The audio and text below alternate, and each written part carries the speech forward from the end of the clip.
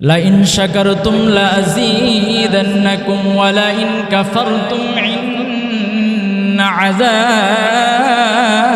لشديد। বান্দা, দুনিয়াতে তোমাদেরকে যে নিয়ামত রাজি করে দিলাম, তোমাদের নিয়ামতগুলো দেওয়ার পরে যদি তোমরা রব্বে কারিমের শুকরিয়া জ্ঞাপন করো, রব্বে কারিমের শুকরিয়া জ্ঞাপন করবার কারণে আল্লাহ রব্বুল আলামিন তোমাদের নিয়ামতগুলোকে বৃদ্ধি করে দিবেন, বাড়িয়ে দিবেন। সুবহানাল্লাহ। আল্লাহ রব্বুল আলামিন আবার বলেন, ওয়ালাইন কাফারতুম, যদি কোনো বান্দা এবং কোনো বান্দি রব্বে কারিমের ইবাদতের, আল্লাহ রাব্বুল আলামিনের যে ইবাদতের ভিতরে থেকে যারা শুকরিয়া জ্ঞাপন করবে না, নাজ নিয়ামত ভোগ করবার পরে, ওয়ালাইন কাফারতুম, যারা অস্বীকার করবে, যারা শুকরিয়া জ্ঞাপন করবে না, আল্লাহ রাব্বুল আলামিন তিনি বলেন ইন্না আযাবি লাশাদীদ। আল্লাহ রাব্বুল আলামিন বলেন যারা শুকরিয়া জ্ঞাপন করবে না তাদেরকে রব্বে কারিম ইন্না আযাবি লাশাদীদ, তাদেরকে কঠিন আযাবে গ্রেফতার করবেন। শুধু গ্রেফতার করে শেষ দিবেন না, তাদের নিয়ামত রাজিগুলা যেগুলা দেওয়া হয়েছিল সেগুলা রব্বে কারিম ছিনিয়ে নেবেন। এই জন্য শুকরিয়া জ্ঞাপন করা সকলের দরকার আছে, কি আছে না? কবি বলেন শুকরিয়া নিয়ামত নিয়ামাজ আযকুনাত, কুফরি নিয়ামত নিয়ামাজ বেরুকুনাত। তুমি শুকরিয়া জ্ঞাপন করবা, মহান রব্বে কারিম তোমাদের নিয়ামতগুলোকে বৃদ্ধি করে বাড়িয়ে দিবেন। সুবহানাল্লাহ। এই জন্য আমরা যে হায়াত পেয়েছি এটা রব্বে কারিমের শুকরিয়া, এই জন্য শুকরিয়া কালিমাতুশ শুকুর আদায় করি, আলহামদুলিল্লাহ। আল্লাহ রাব্বুল আলামিন তেলাওয়াতকৃত আয়াতের ভিতরে বলেন, ইয়া আইয়ুহাল্লাযীনা আমানুত্তাকুল্লাহ তুবু ইলাল্লাহি ওয়া তাওবাতান নাসুহা।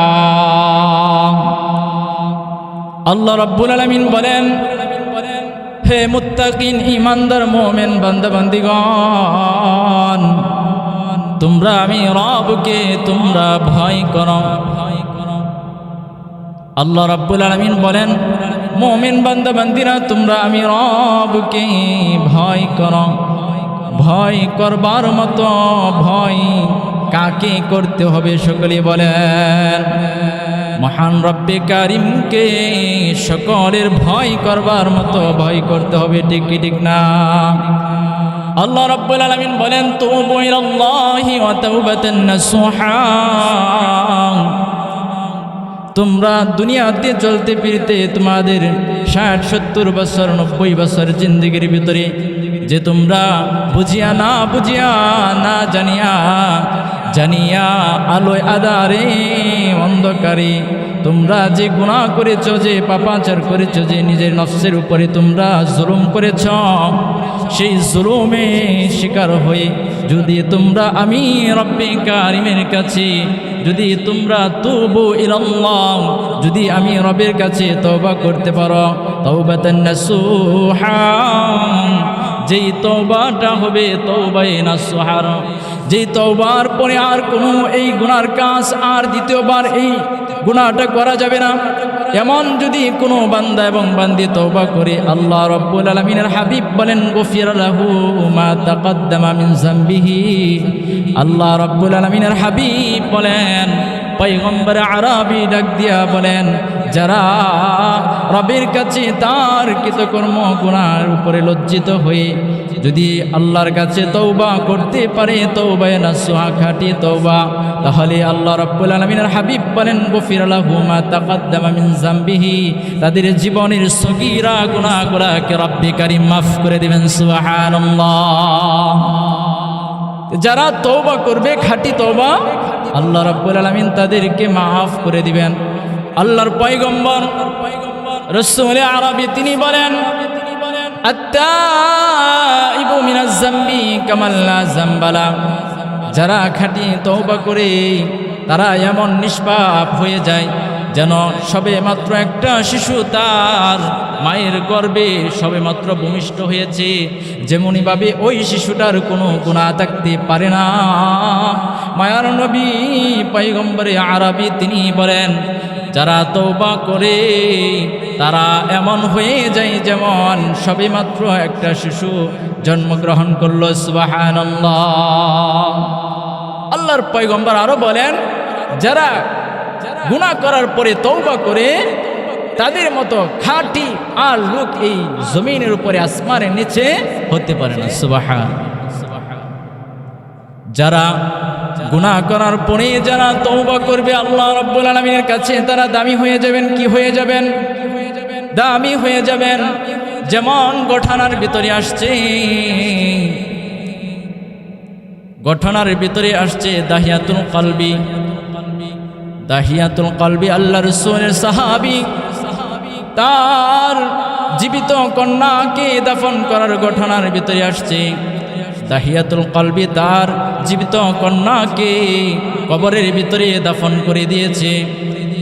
আল্লাহ রাসূল সাল্লাল্লাহু আলাইহি ওয়াসাল্লামের দরবারে গেলেন, ইয়া রাসূলুল্লাহ, আমি এমন গুনাহ করেছি যে গুনাহটার কোনো মাফ হয়তো কোনো ক্ষমা রব্বে কারিমের কাছে নাই। আল্লাহর হাবিব বলেন, এই দাহিয়া, তুমি কি এমন গুনাহ করেছ, কি এমন পাপ করেছ যেটা আর ক্ষমা তুমি রবের কাছে পাবে না? দাহিয়াতুল কলবি তিনি বলেন, পয়গম্বরে আরবি, আমি এমন গুনাহ সংগঠিত করেছি যে গুনাহটা পাহাড়ের চাইতেও বরং, সাতম আসমানের চাইতেও বরং, চন্দ্র সূর্যের চাইতেও বরং আমি এমন এক গুনাহ করেছি যেই গুনাহ করবার কারণে আমি মনে মনে ধারণা করতেছি রব হয়তো আমাকে মাফ করবে না। দাহিয়াতুল কলবি তার বাসা থেকে কিছুদিনের জন্য সফরে চলে গেলেন। সে ব্যবসা বাণিজ্য তিজারতের উদ্দেশ্যে। তার বিবির গর্ভে একটা সন্তান হয়েছে, সুন্দর ফুটফুটে কন্যা সন্তান। যেই কন্যা সন্তানটার দিকে তাকাইলে বড় মায়া লাগতো।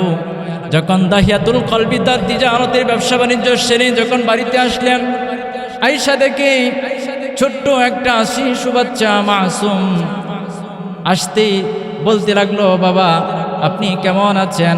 বাবার দুই গালে চুমা খাইতে লাগলো। ওই মেয়েটাকে দাহিয়া কলবি জিজ্ঞাসা করলেন তার বিবিকে, কে?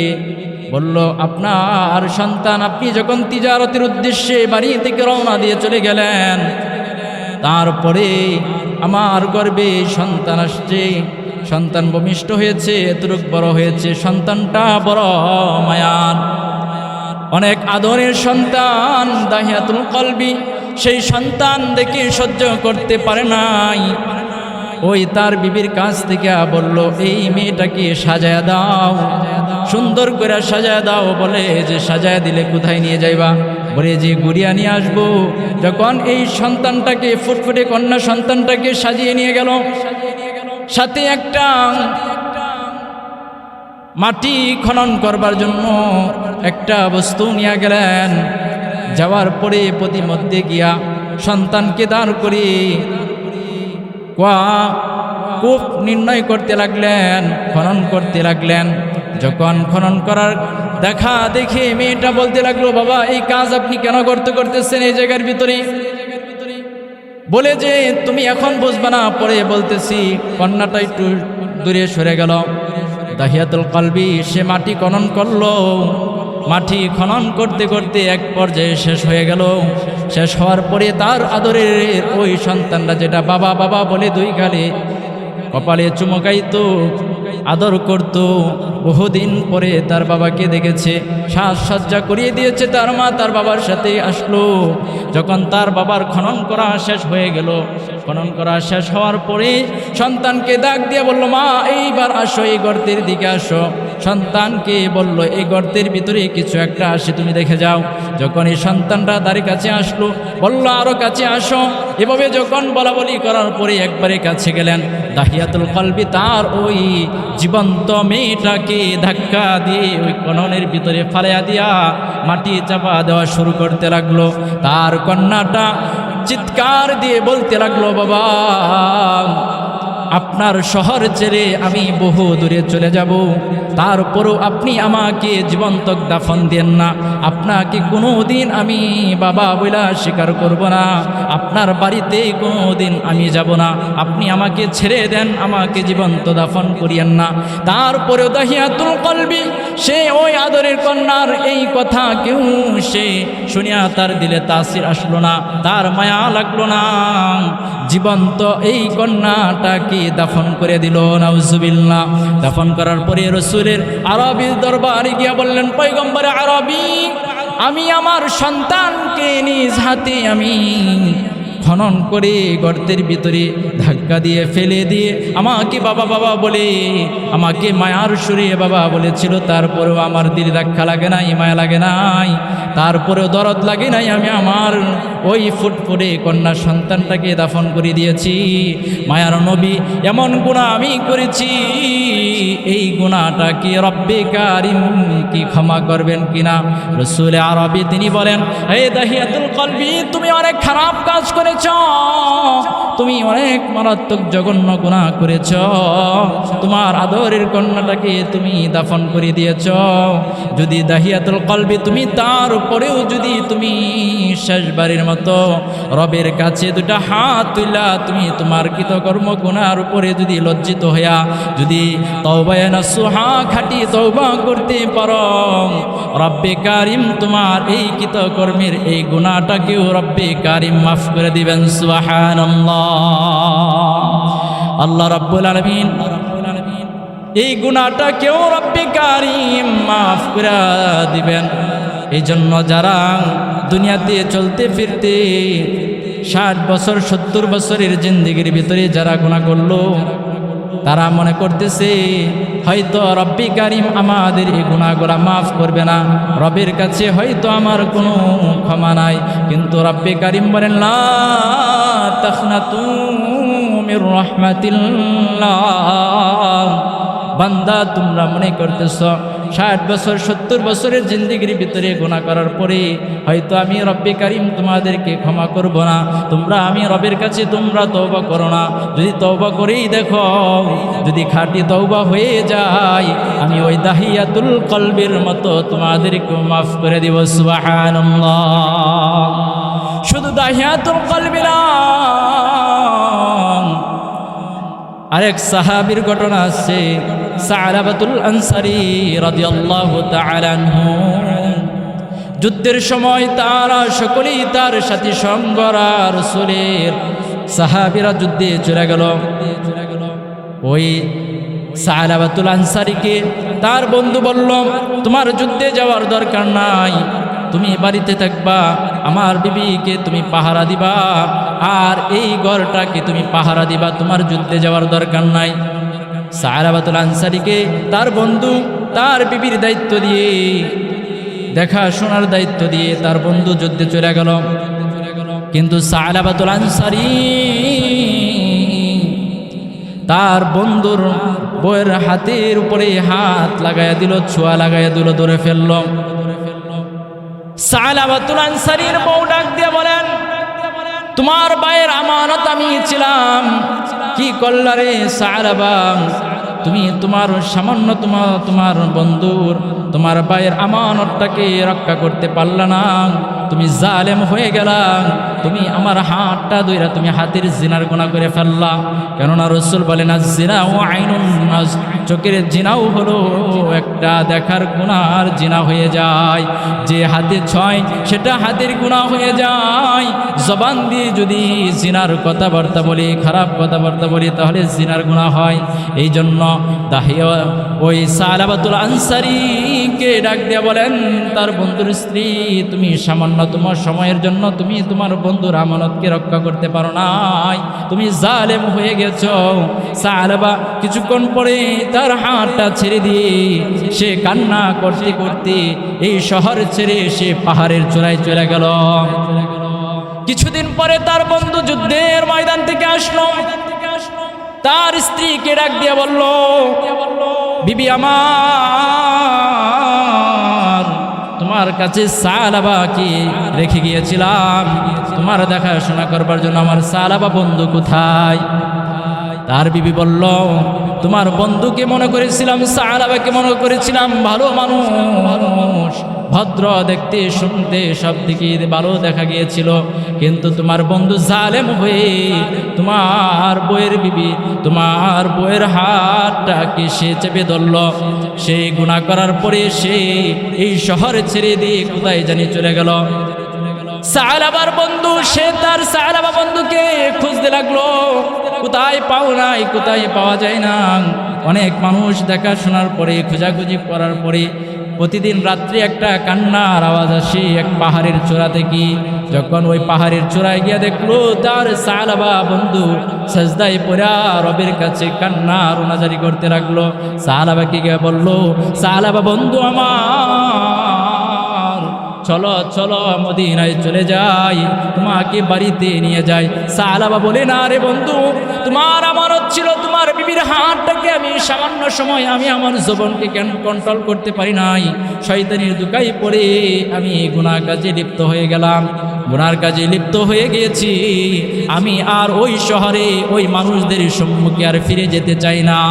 সালাবা এই কথা বলল।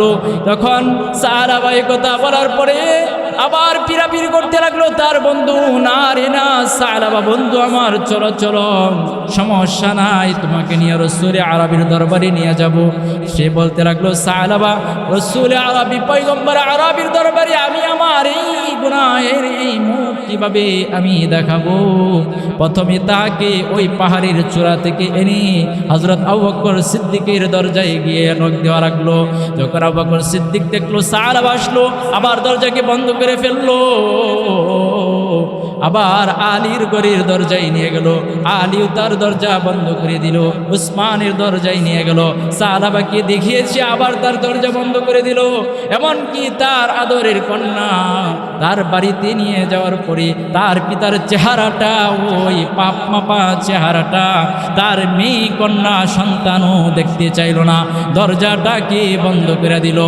আর ওই সাহারাবা আবার দেখি এই দৃশ্যগুলা দেখে কাঁদতে লাগলো, আবার সে জোরে কান্না করতে লাগলো। এক পর্যায়ে রসুলের দরবারে নিয়ে গেলেন। দরবারে নেওয়ার পরে বলল, এই সাহাবা এই দৃশ্য করেছে, এই কাহিনী করেছে। রসুল আরবিও তার চেহারাটাকে সাহাবার সামনে থেকে সরিয়ে নিয়ে গেল। একবার নয়, দুইবার নয়, তিনবার তার সম্মুখে আসতে চাইল রসুল আরবির, কিন্তু রসুল আরবি তার চেহারার দিকে তাকাইতে পারল না, মুখ সরিয়ে নিল। কিন্তু আল্লাহ রাব্বুল আলামিন ঘোষণা দিয়ে দিলেন, এ আমার সাহাবা এমন গুনাহ করার পরে এমন ভাবে তওবায়ে নাসুহা করেছে, এই তওবায়ে নাসুহা করবার কারণে তুবু ইলাল্লাহ তাওবাতান নাসুহা, আমি রবের কাছে পাহাড়ের চূড়ায় এই হাতে ধরার জিনার গুনাহ করি। আমার সালাবা আমার কাছে এমনভাবে কান্নার জারি করেছে, যেই কান্নার কারণে আমি রব্বে কারিম তার চিরতরে গুনাহগুলাকে, তার তওবাকে কবুল করে মাফ করে দিয়ে তাকে পুত পবিত্র বানিয়ে ফেললাম। সুবহানাল্লাহ।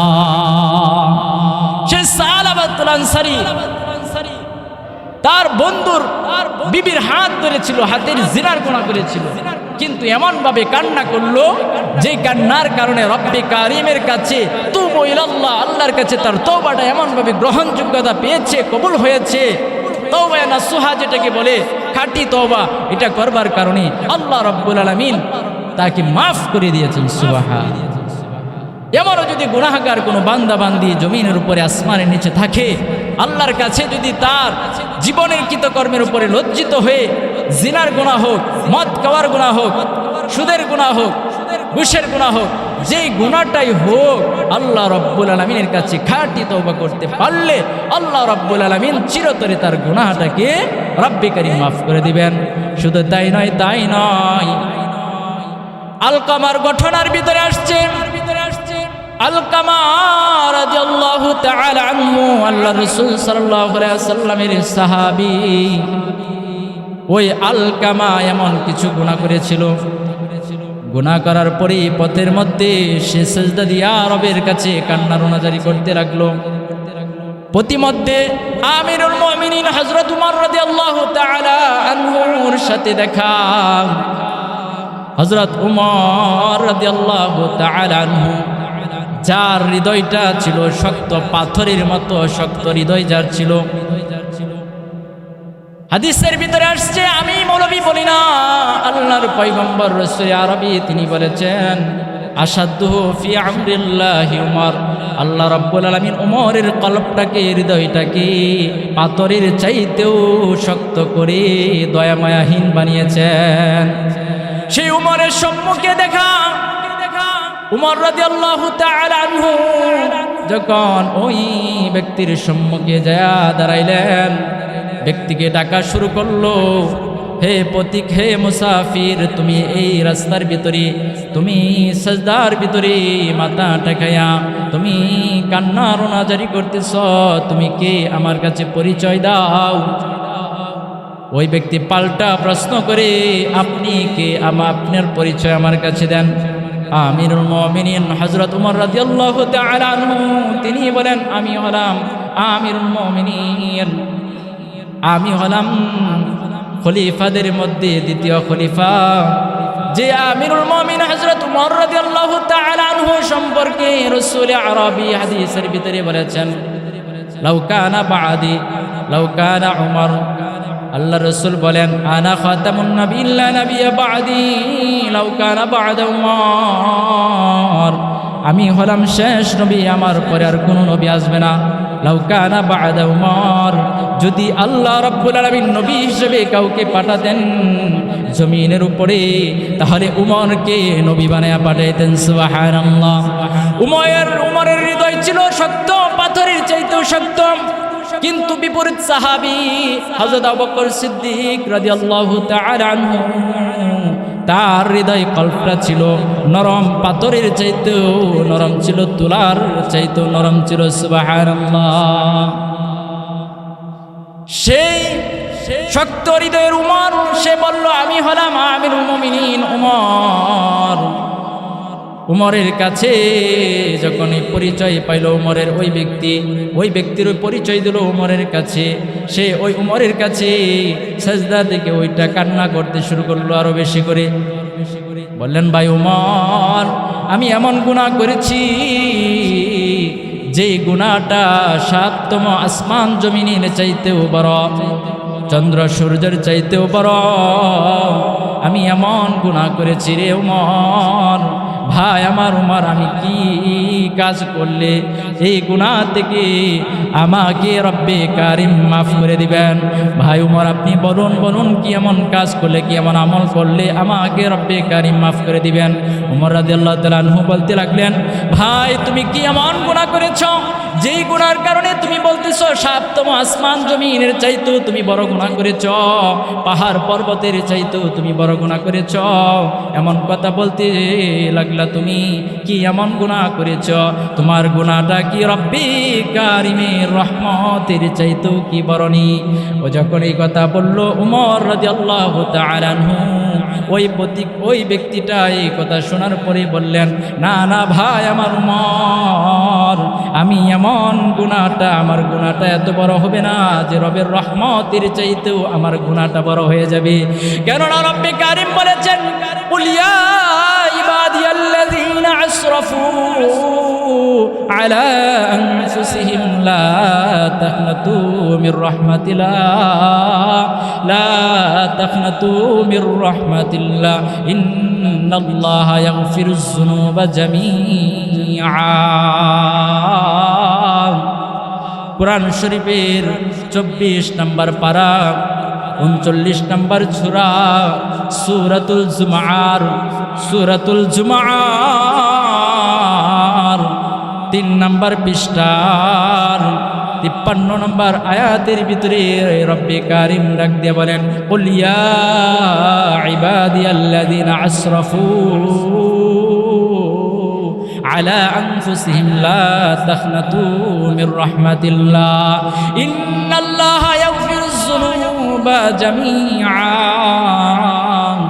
রব্বে কারিমের এই আয়াতকে নকল করে দিয়ে ওই ব্যক্তি বলতে লাগলো, না না রে ভাই আমার উমর, আল্লাহর রহমতের চাইতে আমার গুনাহটা বেশি বড় না, আল্লাহর রহমতের কাছে আমার এই গুনাহ কিছুই না। তারপরে আল্লাহ রাব্বুল আলামিন ওই ব্যক্তিটাকেও খাঁটি তওবা করবার কারণে রব্বে কারিম মাফ করে দিয়েছেন। সুবহানাল্লাহ। সবাই যাই মদিনা নবীজির বাড়ি, আমার যাওয়া হইল না। সবাই যাই নবীজির বাড়ি, আমার যাওয়া হইল না। দয়াল নবীর রওজার পাশে আমার বসা হইল না। সবাই যাই নবীজির বাড়ি, আমার যাওয়া হইল না। নবী আমার জীবন মরণ, নবী আমার সাধনা, নবী আমার জীবন মরণ, নবী আমার সাধনা। সবাই যাই নবীজির বাড়ি, আমার যাওয়া হইল না। দয়াল নবীর রওজা শরীফ আমার দেখা হইল না। সবাই যাই নবীজির বাড়ি, আমার যাওয়া হইল না। ধন্য সবে ধন্য গো মা আমিনা তুমি, তোমার কোলে তশরীফ আনলেন দু জাহানের নবী। ঠিক ঠিক না? এই জন্য আল্লাহ রাব্বুল আলামিনের হাবিব তিনি বলেন, মান আহাব্বা সুন্নতি ফাকাদ আহাব্বানি ওয়া মান আহাব্বানি কানা মাই ফিল জান্নাহ। যে ব্যক্তি আমি রাসূলকে ভালোবাসলো, ফাকাদ আহাব্বানি, যে সত্যিকার অর্থে আমাকে ভালোবাসলো, সে আমার সাথে জান্নাতে থাকবে। সুবহানাল্লাহ। এখন প্রশ্ন আপনাদের সম্মুখে, দুনিয়ার বুকে যদি একটা জমি ক্রয় করা হয়, যদি আমি দাবি করি মসজিদের পিছনের জমিটা আমার, প্রশ্ন জাগবে আপনার কি প্রুফ আছে, কি প্রমাণ আছে, কি দলিল আছে? এটার মেন কপি, মেন দলিল কি আপনার কাছে আছে যে আপনি যে মালিকানা দাবি করতেছেন? যদি আপনি সত্যিকার অর্থে আপনার কাছে যদি মেন ডকুমেন্ট, যদি প্রমাণ না থাকে, দলিল না থাকে, তাহলে যেমনইভাবে বুকামি যারা রসুলের নাম নিয়ে রসুল রসুল করে চিল্লায়, কিন্তু রসুলের সুন্নত দাড়ি মুবারক তার গালি নাই, রসুলের সুন্নত তার মাথায় টুপি নাই, রসুলের সুন্নত তার শরীরে জামাটা নাই, রসুলের সুন্নত তরিকা তার জিন্দেগির ভিতরে তার চলাফেরা নাই, রসুল সাল্লাল্লাহু আলাইহি ওয়াসাল্লামের গোটা শরীরের যেই সুন্নতগুলা ছিল সেই সুন্নতগুলা একটাও তার ভিতরে নাই, যদি সেই ব্যক্তি দাবি করে আমি হলাম আশেকে রাসূল, আর ময়দানে গিয়া রেলি কইরা মিছিল কইরা জিলাপি খায়া যদি চিল্লায় গলা ভাঙা নাই নামাজ তোয়া, ফরজ নামাজ তোয়া যদি মুস্তাহাব নিয়ে টানাটানি করে, যেমনইভাবে ওই জমির দলিল না থাকলে সে যেমনইভাবে দাবি করলে বুকামি, সে রসুলের আশেকে রসুল দাবি করেও রসুলের সুন্নত তার জিন্দেগি একটাও যদি পাওয়া না যায়, সেও তেমন বুকামি। ঠিক ঠিক না? এই জন্য আল্লাহ রাব্বুল আলামিন তিনি বলেন, কুল ইন কুনতুম তুহিব্বুনাল্লাহ ফাত্তাবিউনি ইউহিব্বুকুমুল্লাহ। যারা প্রকৃত রূপে আমি রবকে ভালোবাসি তারা আমার হাবিবকে ভালোবাসলো।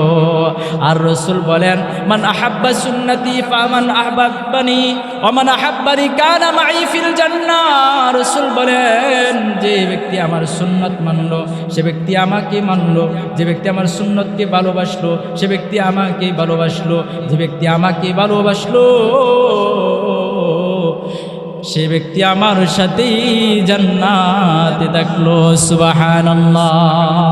রাসূলের মুহাব্বত সাহাবে কেরামদের ভিতরে ছিল। কেমন মুহাব্বত ছিল? যে রাসূলের মুহাব্বতে তালহা বিনতে রাবা, ছোট্ট সাহাবী, যার বয়স ছিল 12 থেকে 13, 14, 15 বছর, তার বাবা প্রতিনিয়ত তালহাকে রসুলের দরবারে নিয়ে যাইতো কিছু নসিহত শোনার জন্য, ওয়াজ শোনার জন্য, আমল করবার জন্য, আমলের কিছু কথা শোনার জন্য। তালহাকে যখন রসুলের দরবারে নিয়ে গেল কিছু খেলাধুলা করবার জন্য, রসুলের দরবার থেকে একটু সরে গেল। তার বাবা ওই রসুলের দরবারে ছিল শুরু থেকে শেষ পর্যন্ত। যখন রসুলের দরবার থেকে তার বাবা চলে আসলো, প্রতিমধ্যে তার ছেলে জিজ্ঞাসা করলো, বাবা আমি তো ছোট্ট মানুষ, খেলাধুলা করবার জন্য রসুলের দরবার থেকে সরে গিয়েছিলাম কিছু খেলা করবার জন্য, রসুল আপনাকে কি বলেছে আপনি বলুন। যখন তার পিতা ওইগুলা বিষয়গুলা বর্ণনা করলো, তার পছন্দ হলো না। তালহা আবার রসুলের দরবারে চলে গেল।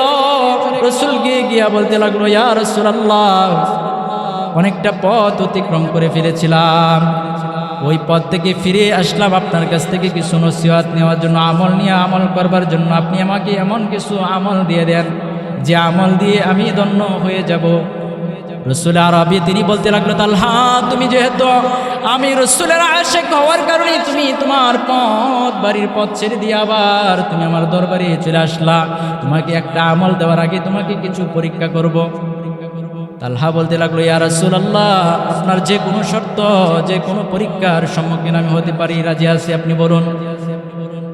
রসুল আরবি তিনি বললেন, ওই যে দেখা যায় চাকুটা, ওইটা নিয়ে যাও, ওই দাঁড়ালো চাকু দিয়া, ওই যে তোমার বাবা ওই পথ দিয়ে অতিক্রম করতে লাগলো, তোমার বাবার গর্দানকে কাইটা আমার দরবারে নিয়ে আসবা। তালহাকে কথা বলার পরে তালহা রাদিয়াল্লাহু তাআলা আনহু সত্যিকার অর্থেই ওই চাকুটা নিয়ে রওনা দিয়া দিল।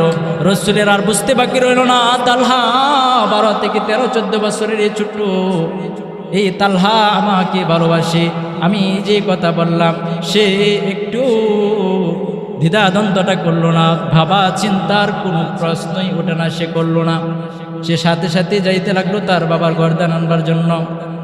হে তালহা, তোমার আর যাওয়ার দরকার নাই, আমি তোমার পরীক্ষা যেটা করেছি তুমি পাশ করেছ।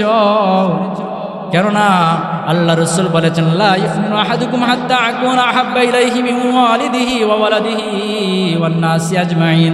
আল্লাহ রসুল বলেন, লা ইউমিনু আহাদুকুম হাত্তা আকুনা আহাব্বা ইলাইহি মিন ওয়ালিদিহি ওয়া ওয়ালাদিহি ওয়ান নাসি আজমাইন। আল্লাহ রসুল বলেন, লা ইউমিনু, ততক্ষণ পর্যন্ত কোনো ব্যক্তি প্রকৃতরূপে মুসলমান হতে পারবে না। আহাদুকুম হাত্তা আকুনা আহাব্বা ইলাইহি মিন ওয়ালিদিহি ওয়া ওয়ালাদিহি ওয়ান নাসি আজমাইন, যতক্ষণ পর্যন্ত না তার পিতা, তার মাতা, তার সন্তান, তার বিবি, তার ফ্যামিলির মানুষদের চাইতে আমি রসুলকে বেশি ভালো না বাসবে। যেমন ভালোবাসা বাসলে রসুল খুশি হয়ে যায়, তেমন রসুলকে ভালোবাসতে হবে, ঠিক না?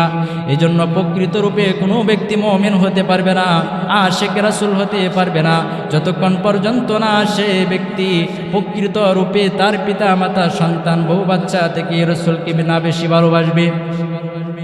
আরো সাহাবে কেরাম কেমন আমল করেছেন, কেমন মহব্বত করেছেন।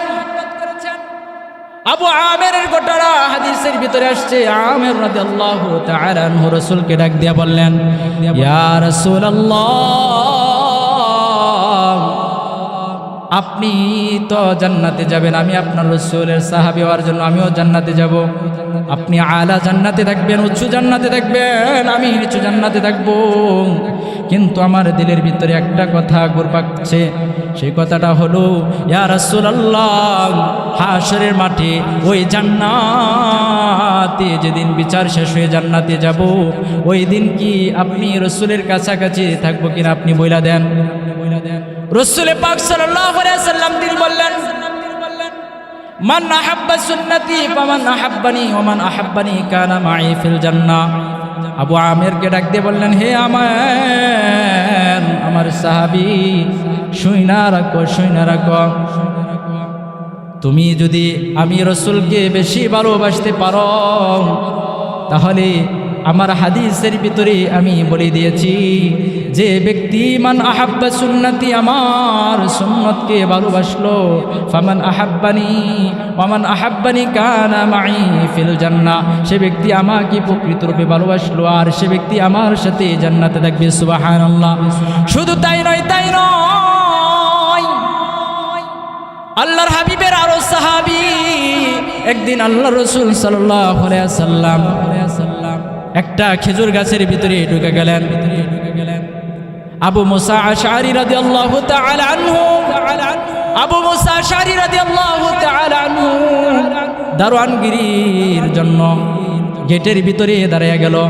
রাসূল পাক সাল্লাল্লাহু আলাইহি ওয়াসাল্লাম বাগানের ভিতরে খেজুরের বাগানের ভিতরে প্রবেশ করে একটা কূপের ভিতরে কূপের ওই পানির উপরে পাটা রেখে কূপের পাড়ে বসে গেল।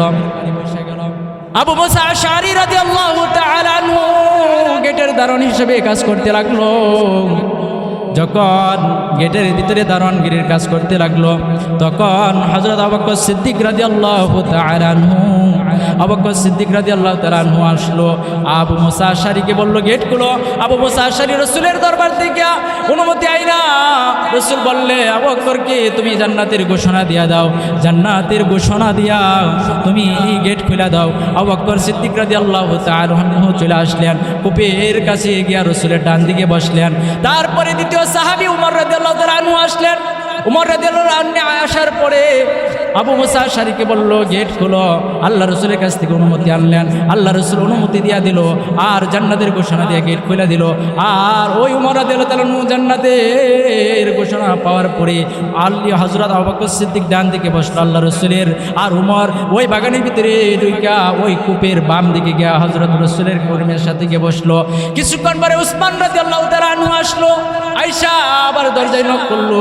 আবু মুসা আশআরী আবার অনুমতি আনলো আর রসুলের দরবার থেকে অনুমতি আনার পরে রসুল বলে দিল আয় আবু মুসা আশআরী তুমি উসমানকে অনুমতি দাও, জান্নাতের ঘোষণা দিয়ে দাও, আরেকটা সংকেত দিয়ে দাও যে সংকেতটা হলো তার সম্মুখে তার কপালে বিপদ আছে, এই সংকেতটা তুমি দিয়ে দাও, তারপরে তাকে ঢুকাও। যখন এই ঘোষণা দিয়ে দিল হযরত উসমান রাদিয়াল্লাহু তাআলা আনহু তিনি সাথে সাথে বললেন হাসবুনাল্লাহু ওয়া নি'মাল ওয়াকিল ওয়া নি'মাল মাওলা ওয়া নি'মান নাসির। উসমান বলল যার সাথে মাওলা আছে তার আর কোনো কিছু বিপদের সম্মুখীন হতে গেলে আর ডরানোর কোনো প্রয়োজন নাই। সুবহানাল্লাহ। সারে দুনিয়া হো মুখালিফ কুছ নেহি নুকসান গম নেহি কুছ ডর নেহি কুছ জব খুদা রহমান। আল্লাহ রাব্বুল আলামিন আমাদের সকলকে এই মুক্তাসার আলোচনা থেকে আমি বলনেওয়ালা শুননেওয়ালা উভয়কে আমল করার মতো তৌফিক দান করুন। সবাইকে আল্লাহ রাব্বুল আলামিন এই আলোচনার উপরে আমল করার মতো সেই তৌফিক দান করুন। সকলে বলি আমিন। আমা বারাকাতুহু ইল্লাল বারাকাতুহু। আসসালামু আলাইকুম ওয়া রাহমাতুল্লাহি ওয়া বারাকাতুহু।